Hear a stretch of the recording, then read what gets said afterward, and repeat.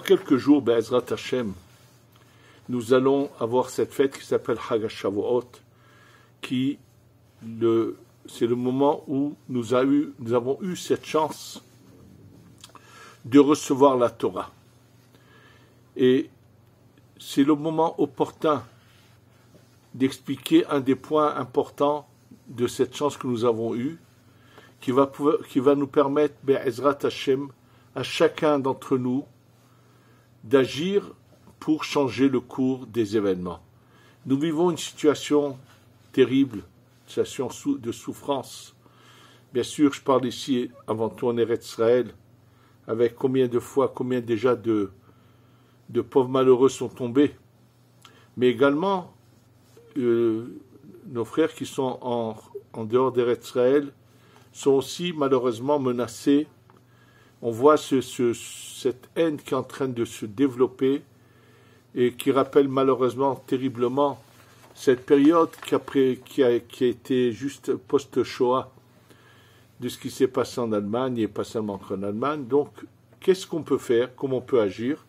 Et là, justement, on va voir que chacun de nous a le pouvoir d'agir pour changer la situation. Alors, pour comprendre ce que je veux dire,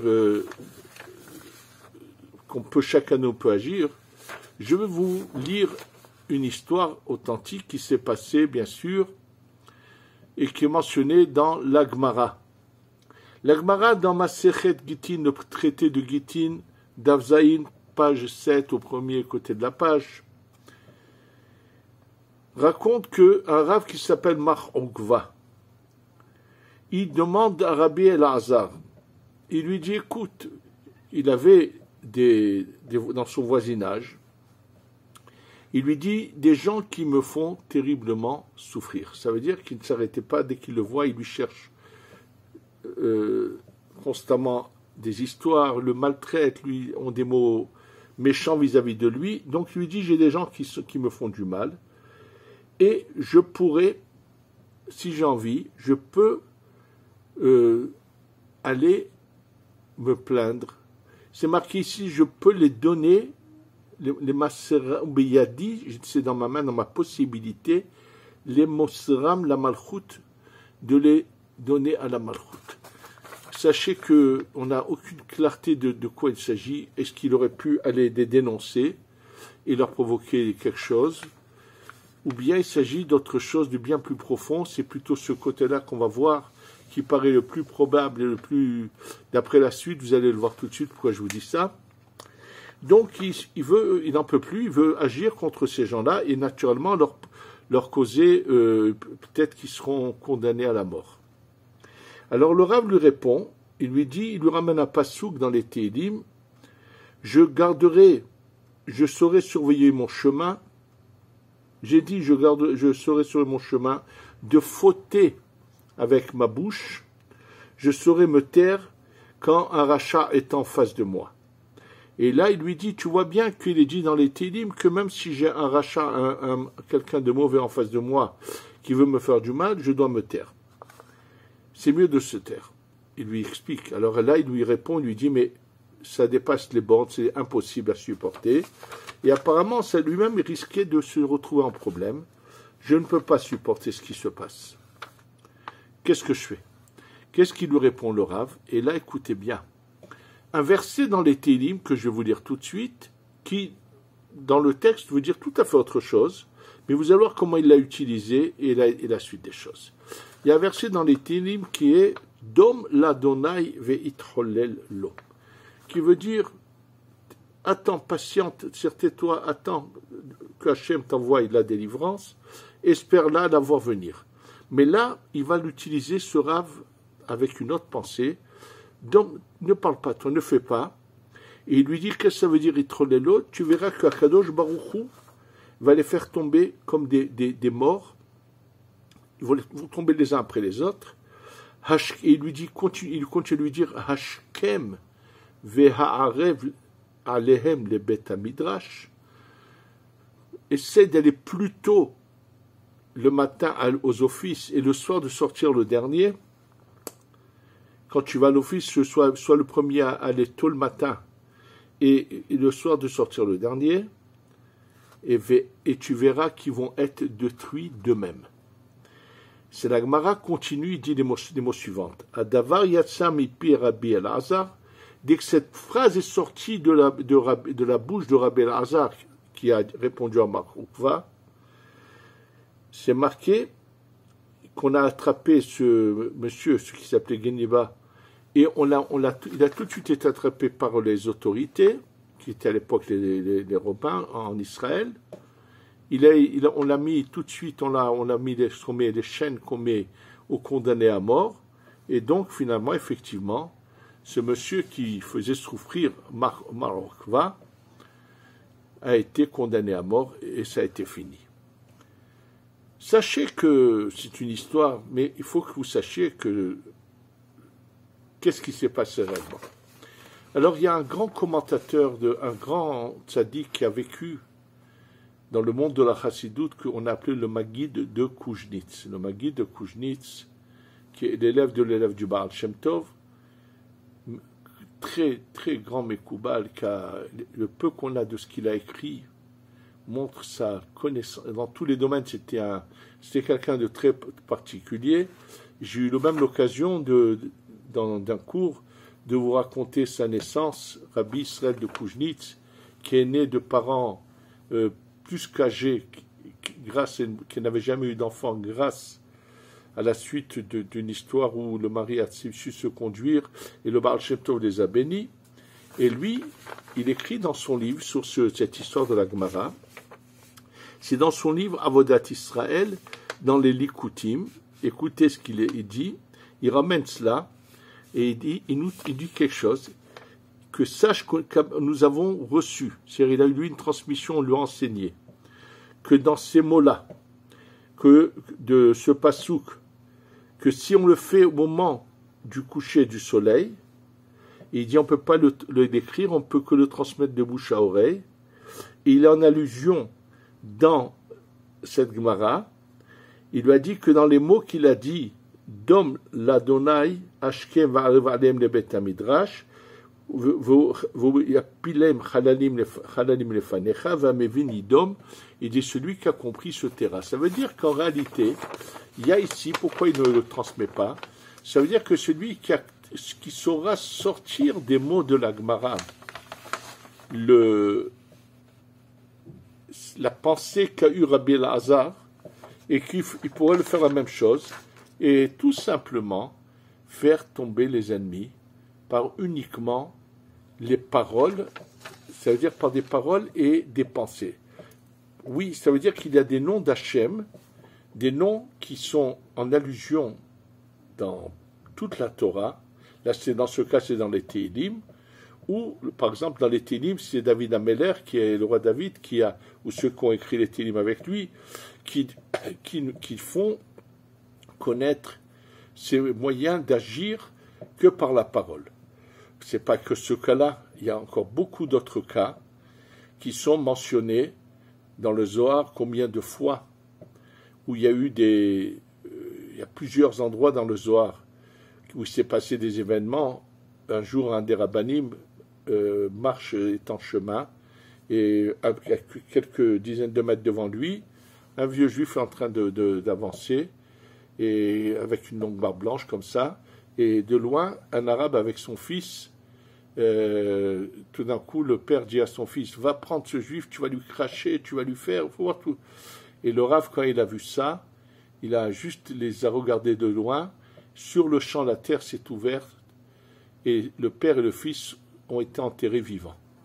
Ou bien, combien de cas où une fois Rabbi Elazar, qui était le fils de Rabbi Shimon ben Yochai, quelqu'un vient lui poser des questions, et il est même insolent, il veut contredire que nous sommes le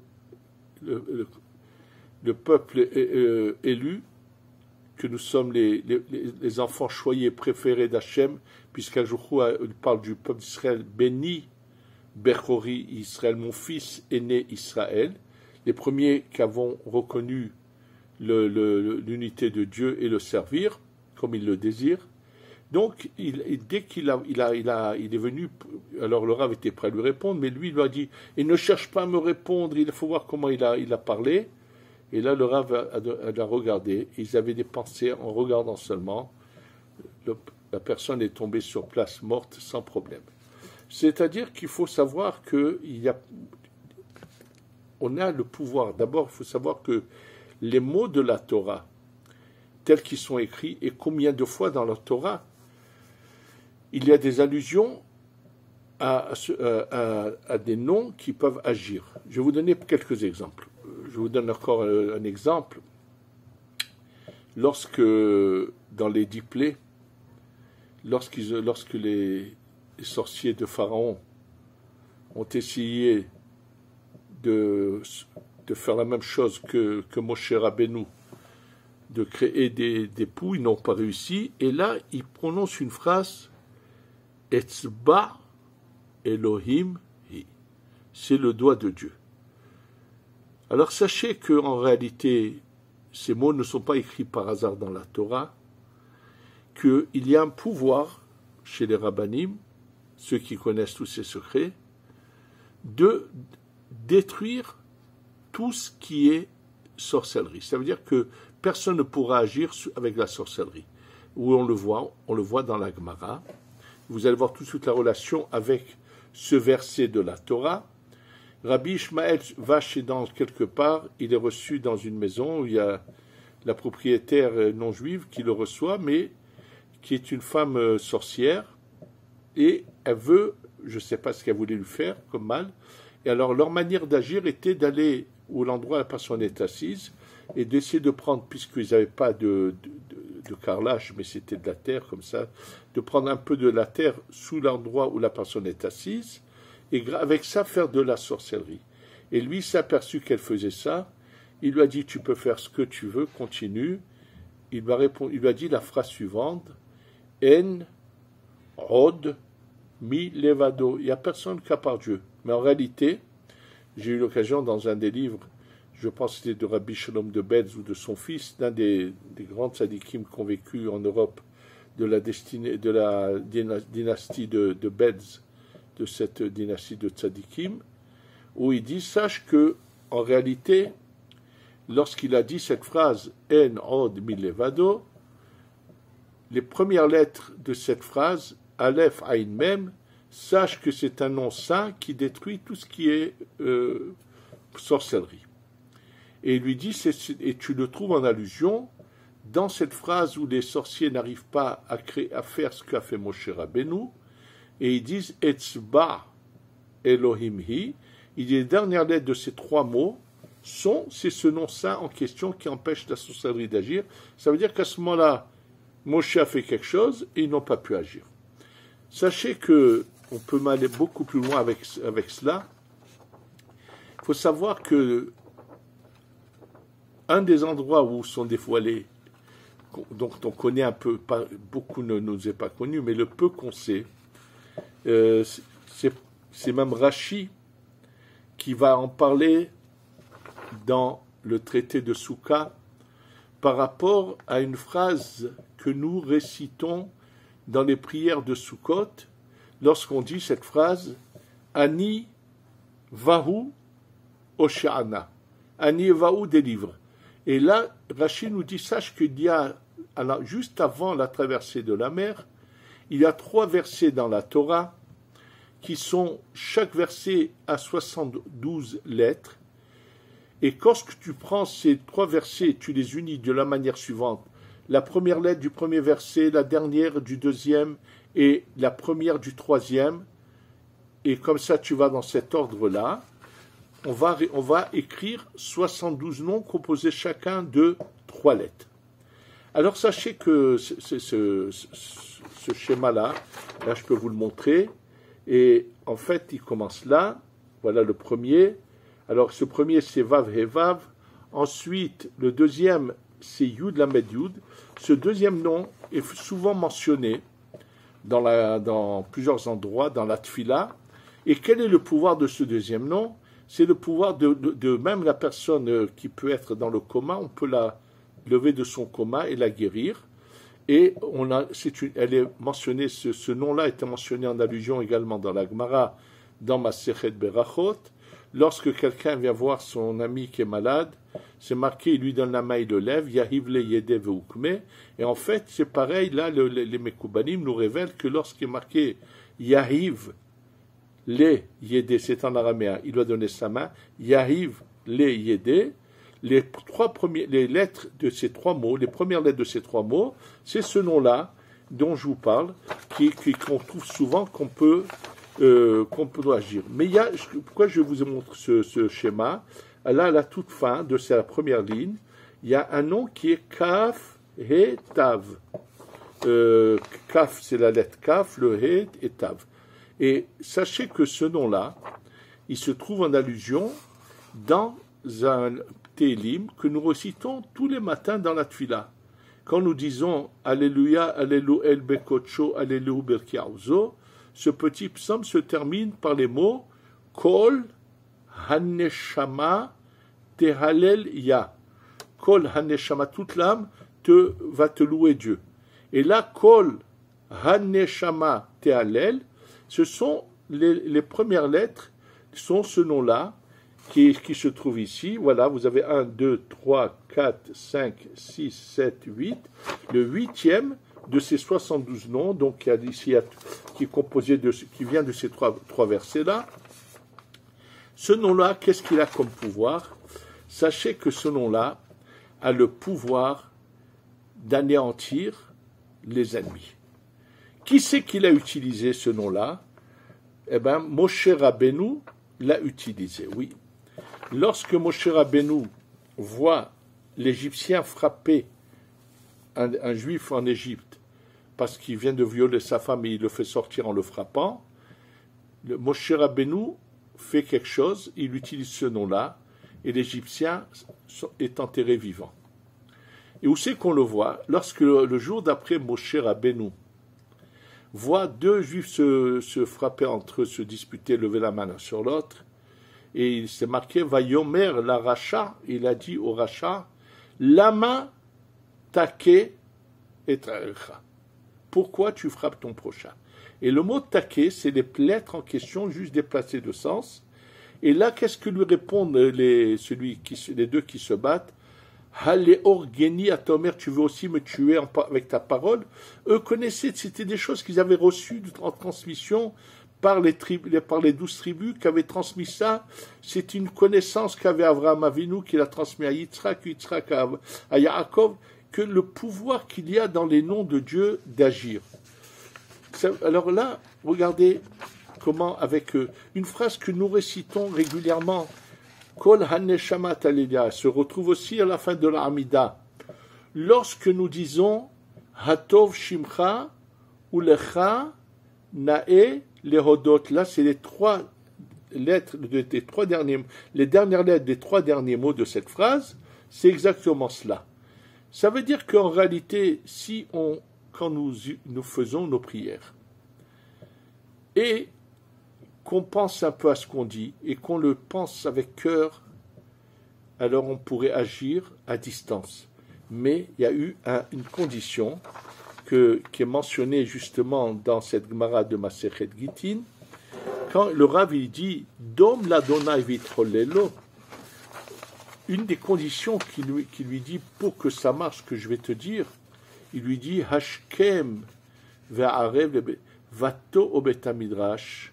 Ça veut dire que si nous on va tôt dans nos prières, qu'on les fait avec goût et cœur, alors automatiquement, quand on utilise cette force, cette puissance qui se trouve cachée dans les noms de Dieu, alors bien sûr on pourra agir. Ce qu'il faut savoir être conscient, c'est pour ça que c'est très important que lorsque on fait notre prière, d'avoir un livre, regarder les lettres, il faut savoir que dans chacune de ces lettres, les lettres sont un vêtement à une lumière puissante qui peut agir. Oui, et je vous donne un exemple. On voit la lettre Aleph. Il faut que vous sachiez que la lettre Aleph a différentes manières d'être écrite. Je peux l'écrire avec un Yud, un Vav au milieu et un Yud en bas. Et dans ce cas, La lettre Aleph représente le chiffre 26, le nom de Dieu. Je peux l'écrire différemment, le Yud, le Vav et le Dalet. Je peux écrire le Yud, deux Vav et un Yud ou un Dalet. Il y a différentes manières. Bien sûr, il faut étudier tout cela.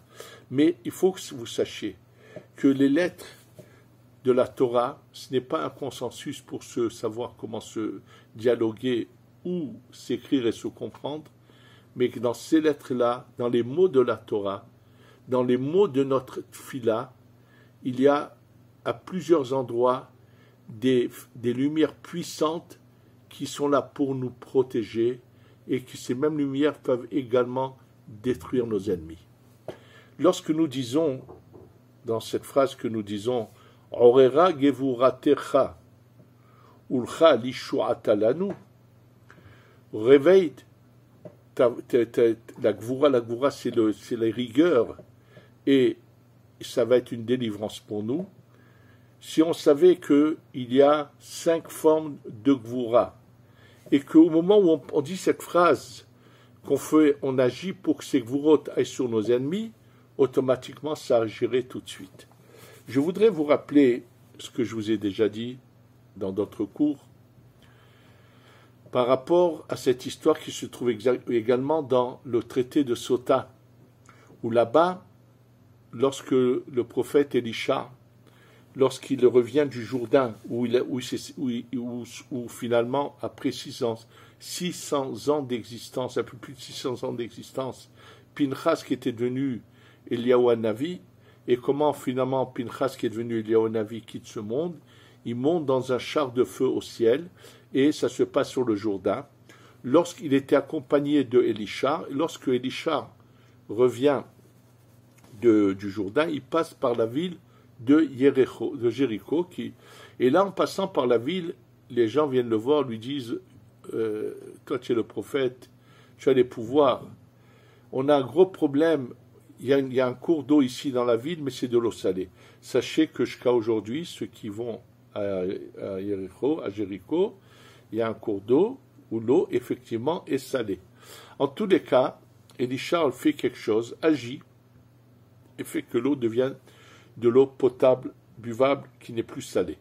De nouveau, il va utiliser ce qu'on appelle des chassadim qui vont adoucir le din, puisque l'eau salée c'est le din, et il va transformer.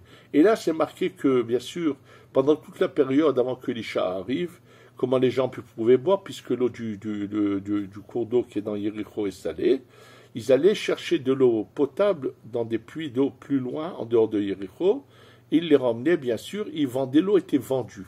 C'était quelque chose d'insupportable de devoir acheter constamment de l'eau potable pour pouvoir boire, manger, cuisiner, ainsi de suite. Et donc, quand Élisha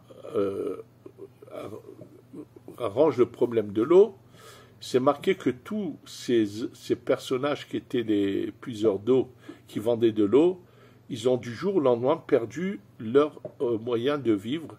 Mais comme ils n'avaient pas cette confiance en Dieu, que finalement, c'est Hachem, c'est Dieu qui donne la parnassa, qui donne de quoi vivre, et que si ils vont plus puiser de l'eau, Hachem, Dieu va leur donner d'une autre manière, mais eux étaient très loin de cette évidence, de cette émouna, de cette croyance évidente que c'est Dieu qui gère le monde, qui fait tout, et que tout ce qui se passe actuellement, c'est lui qui le fait.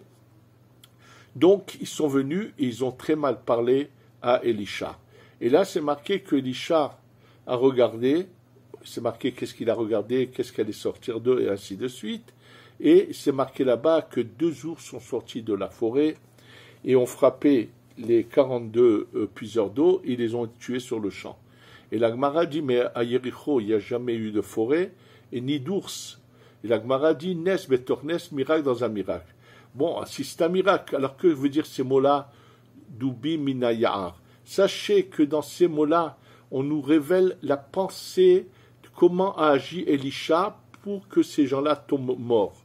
Oui, il faut savoir qu'il y a 5 lettres de l'alphabet qui représentent les rigueurs. Les lettres finales, Chaf Sofit, Mem Sofit, Nun Sofit, Tzadi Sofi, Pe Sofi, Tzadi Sofi.